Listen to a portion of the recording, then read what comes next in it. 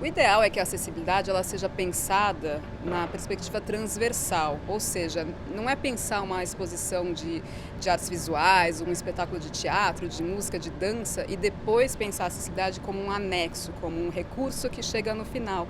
Mas o ideal é que eles pensem antes. Por exemplo, você vai fazer uma peça de teatro, um espetáculo musical, é legal contratar um intérprete e que esse intérprete possa pensar junto, tendo o repertório seja de música, seja de artes cênicas, seja de artes visuais. A língua de sinais, ela é, além de um recurso de acessibilidade, além de um direito da pessoa surda, ela é um recurso expressivo, muito rico e um recurso poético. Ou seja, uma peça bilíngue, traduzida na língua de sinais, ela pode ser interessante para todo mundo. Hoje, depois de muitos anos trabalhando com o público diverso, eu entendo que a acessibilidade ela não pode ser só promover o acesso ao que já existe, ao que já está instituído, mas sim promover o acesso a cada pessoa pensar, idealizar essa realidade que se quer viver e construir.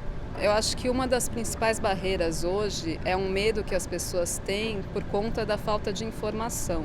Então, assim, um receio de eu não vou saber como agir, eu não vou saber como lidar com esse público. E existem, sim, alguns instrumentos, alguns métodos que são interessantes de ser aprendidos, mas a mais importante é a acessibilidade atitudinal, que é a questão de você estar sensível ao que ali está e você ter o corpo aberto para se relacionar com as pessoas, todas as pessoas com suas diferenças. A partir do momento que você entra em contato e você muda esse paradigma, então as deficiências que até então eram entendidas como limitações, elas passam a ser entendidas como possibilidades, como potencialidades. Então, alguns exemplos. Aqui com o público cego, a gente aprendeu a enxergar o que transcende o visual. Como você descreve uma imagem, como que você percebe as coisas sem contar sempre como todo mundo conta hoje com a visão e a audição, enquanto a gente tem outras percepções, tem a percepção tátil, tem a percepção ecocinestésica, né, de você entender um espaço como ele é, a sua temperatura, o vento, a direção, um som. Né? Um cego andando, ele sabe quando vai chegar à parede por conta do próprio som, da reverberação. Os surdos ensinaram para a gente a potência da expressão da comunicação. Então, por exemplo, um surdo brasileiro e um surdo inglês, ao se encontrarem, eles têm muito mais facilidade de se comunicar do que nós ouvintes. As pessoas com deficiência física, elas trazem essa urgência de se pensar o desenho universal, um espaço que todos possam ir e vir com segurança, conforto e autonomia. E esse espaço, ele obviamente é melhor para todo mundo. As pessoas com deficiência intelectual, elas mostram essa questão da acessibilidade atitudinal, né? E trabalhando aqui no museu, a gente tem um trabalho bem grande com educação para todos os públicos e o público com deficiência intelectual mostra o quanto você precisa ter o corpo aberto para lidar com os diferentes, pois somos todos diferentes, né? De novo, essa mudança de paradigma. Tem uma frase do fotógrafo cego, o Pauker, que é muito boa, que ele fala que é preciso mais imaginação e menos caridade com as pessoas com deficiência.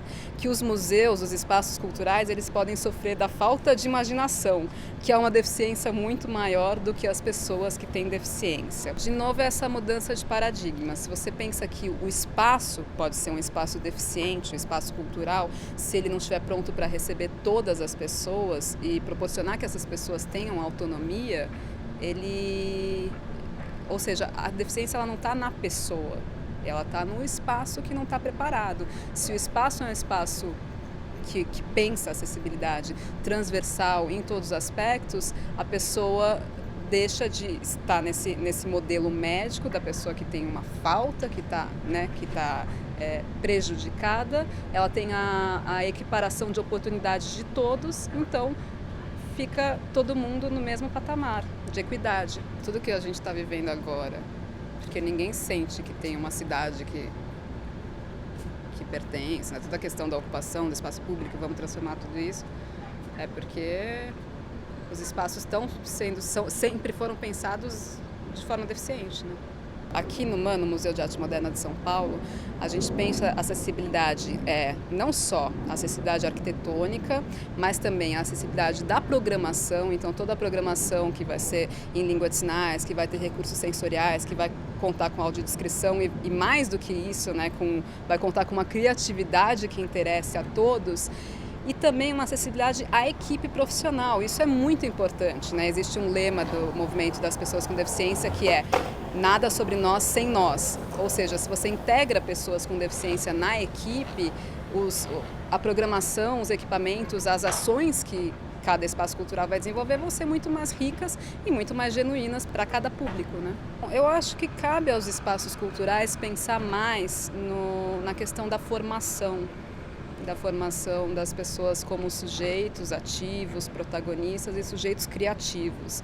Então, cursos, oficinas de artes que vão pensando o percurso criativo dessas pessoas, por exemplo, pessoas com deficiência que querem trazer a sua produção artística à tona, e também a formação de produtores culturais, ou seja, esses produtores com deficiência, eles vão trazer a mais para as ações de cada instituição, que vai reverberar e vai criar uma pressão social para que todas as outras instituições vão pensando nisso, né?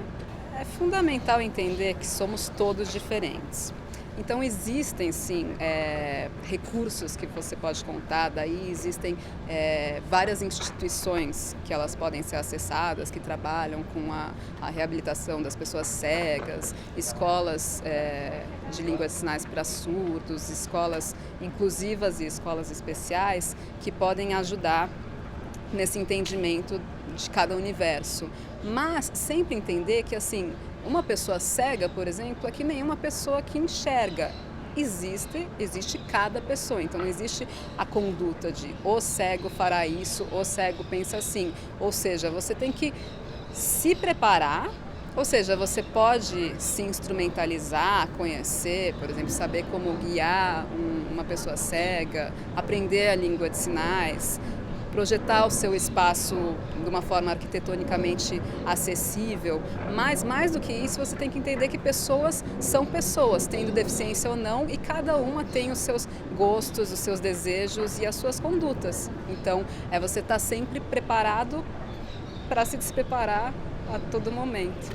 Essa acessibilidade é a mais fundamental, é assim, você quer se relacionar com pessoas.